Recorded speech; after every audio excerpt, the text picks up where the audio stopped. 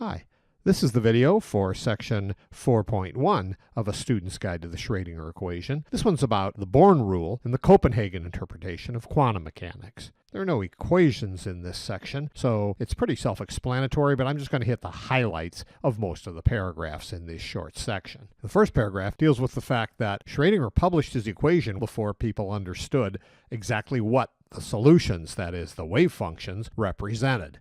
People thought it might be related to the spatial distribution of charge density, some kind of matter wave, or maybe some kind of guiding wave that accompanies every physical particle. But it was later in 1926 that Max Born published a paper in which his answer to the question of what psi represented became known as the Born rule. And it says that the quantum wave function, that is the solutions to the Schrödinger equation, represent probability amplitudes.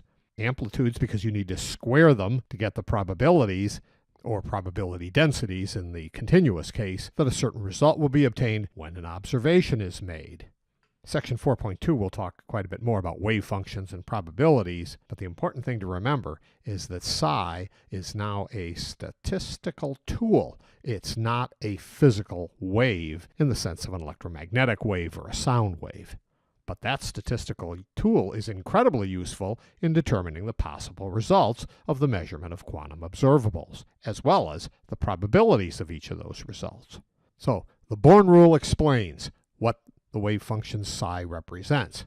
But there are a lot of other aspects of quantum mechanics that the Born rule does not address, and the general set of principles that is the most widely but not universally accepted explanation of quantum mechanics is the Copenhagen interpretation. Copenhagen because Niels Bohr did a great deal of the work on this in his institute in Copenhagen. If you look at the quantum literature, you'll see lots of people have issues with the Copenhagen interpretation, but as I say here, it's still worth your time to make sure you understand the basic tenets of this interpretation. Those tenets are set out on page 97. You'll see them all listed here. I'll just go through them very quickly. Information content says the quantum state psi contains all the information there is about a quantum system. There are no hidden variables that we just need to uncover to get more information. This is all there is. Time evolution says that over time, states will evolve smoothly according to the Schrödinger equation. Remember, that's got a partial with respect to time on one side of the equation until a measurement is made. And what happens when a measurement is made?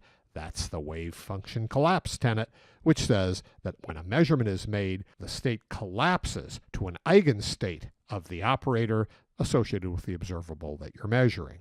The possible measurement results are the eigenvalues of the eigenstates, and whichever eigenstate the wave function collapses to, it's the eigenvalue associated with that eigenstate that will determine the measurement result.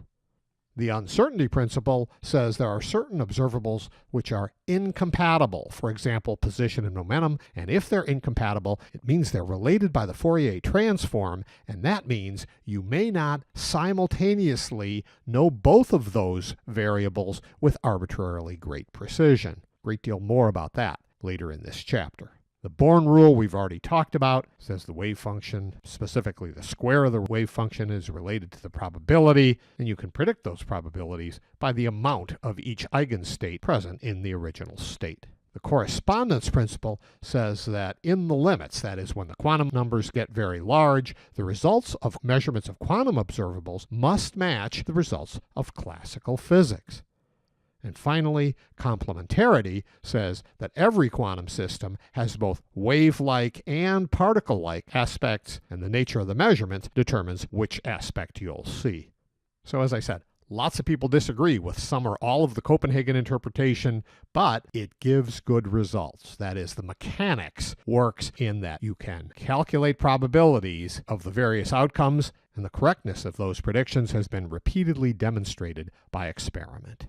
There will be more about wave functions and states in later sections, but the very next section talks about the terminology, what's a quantum wave function, and some common misconceptions that students tend to have about states, wave functions, and operators.